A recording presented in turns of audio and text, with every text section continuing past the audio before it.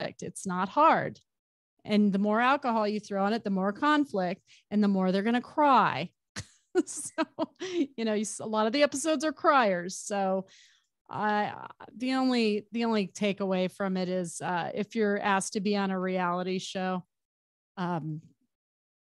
you're probably going to turn into a different person than you went in as. You'll have more hair extensions. Your lips may be plumper, but your heart's not going to be quite as big. It seems like they sell their soul a little bit. I could see that. Were you shocked like when you were in it, or was it because like it was like a 4-hour thing it was supposed to end, or was it really when it came out and the editing and you're like, wait, because I've been on a lot of reality shows too. Like you go to a party, like you said, you have friends that are on them. Yeah. I mean, you're not featured. Even if you speak, you're like, no one cares about you. You're not on the show. Yeah. So did you realize what was going on, or was it when it came out, you're like, wait, like I am the whole show? Honestly, at first I just thought they were really rude. I thought Kyle was rude. I thought she was demanding. When she said, I should have pulled out my credit card. She'd never even make my list. I blocked her on Instagram. It's like, in what world, Kyle? In what world? So I will take up free rent in that woman's head for the rest of her life because she knows what I said is true, or it wouldn't bother her as much.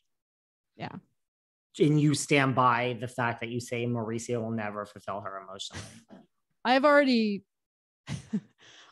know why. It's a very small town right there. It's just, she works very hard, from what I've been told and seen, to bury stories that involve him. So whatever, it's her life. Either I hope she's happy if she goes down that path and they're able to end up together and that she's content. Good for her, that seriously, like, good for her. I don't actually wish her ill. I think she's rude as fuck, but I don't wish her ill. If she is doing all of this and putting this much energy into covering up a bad relationship, that's going to physically take a toll on her, and it'll manifest in her physically, which worries me more that that's what's happening. And I don't actually want her to go through what her mom went through. So out of actual, and I'm saying this legitimately concerned, I hope that she gets to a place where she could just make it about her and her husband and get real with one another and have a good life and not try to bury the flaws. Flaws are okay. We're people. We're supposed to have flaws, and it's what makes us interesting. And people out there, I think the audience, they're pretty good bullshit detectors. They know on who they're watching on reality shows that are just full of it. They know it. My husband did make me promise after Beverly Hills that I'll never get my lips injected. So I promised him I wouldn't do that. Well, I do think at this point, the audience can kind of figure out who's bullshit. And you're saying like stories, and you're implying like just infidelity is what you are implying. Yes. In the most colorful of ways. And,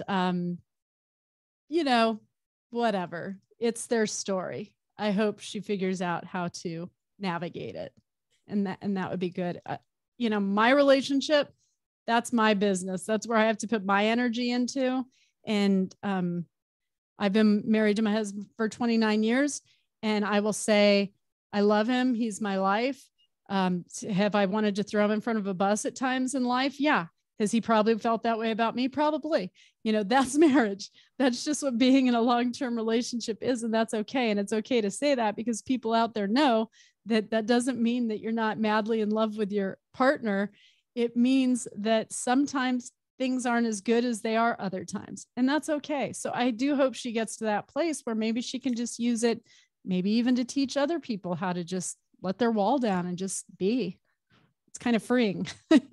It's kind of free, and you get a vibe of like something physical. Oh no, I've actually met people that were very good friends of his. Yeah. Wow. So I went to, yeah. It's hard. It's a hard one to touch. Happy to say something off the air. I will say there was an article Perez Hilton years ago had released, and she put the kibosh on it pretty quickly that pretty much summed up what's been going on. And she did not want that out there. And then I did get some direct messaging from a woman who shared her paperwork from her lawyer against them, Kyle and Mauricio. So I know they got a lot going on. I know she's a public figure. Again, it is what it is. That's her party to take care of. I've got my own. I got my husband. She's got hers. She just might want to mind the store a little bit closer. Did you get like a positive vibe? Like you say, you can go on vibes from anyone there that night, like Lisa Vanderpump, Kim, Taylor. I mean, I know there was a lot going. I figured maybe somebody sitting there, Allison, got like a positive. Oh my God. Okay. Let me, in a nutshell, sum them up. Vanderpump, well, she needs a lot of things. She needs a good tune up. She needs a cabana boil. Just leave it at that with her. But, she just feels above everybody. I got it. No worries. So yeah, I was disinterested in her. She was sort of trying to be fake cordial in the beginning, but I picked up the vibe that she was kind of being a bitch. I'm like, oh, is this where it starts? Okay, great. And then we had Kyle, who is just this toxic energy that permeates, and she needs to be loved by fans, kind of like Camille, and it's how they fill that hole inside of them. And she just felt angry to me. Like everything about her just felt, and also that was her chance.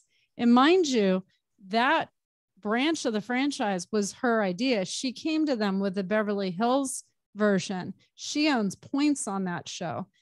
She has a vested interest in keeping that stuff stirred very, very, very swirly, because that's her bread and butter. She doesn't have a skill. That's it. So I get that. Just wish I'd never met her. Just I don't know, maybe in another lifetime. Anyways, then there was Taylor. I couldn't stop looking at her lips. I mean, I know this sounds stupid.